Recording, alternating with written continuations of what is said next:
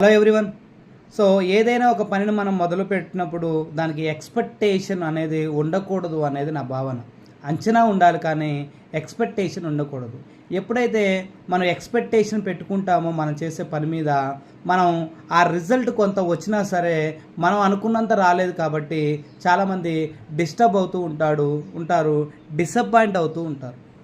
ఇలా డిస్టర్బ్ అవ్వకూడదు, డిసప్పాయింట్ అవ్వకూడదు అంటే ఒకటే గుర్తు ఏంటి అంటే మన పని మనం చేసుకుంటూ వెళ్ళటమే.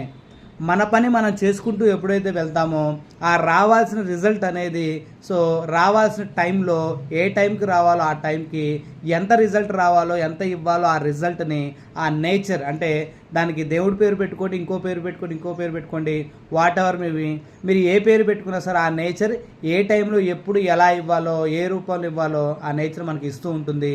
కాబట్టి ఎక్స్పెక్టేషన్ అనేది పెట్టుకోవద్దు. ఎక్స్పెక్టేషన్ లేకపోతే మనం ఎప్పుడు కూడా డిసప్పాయింట్ అవ్వము, డిస్టర్బ్ అవ్వము. Thank you.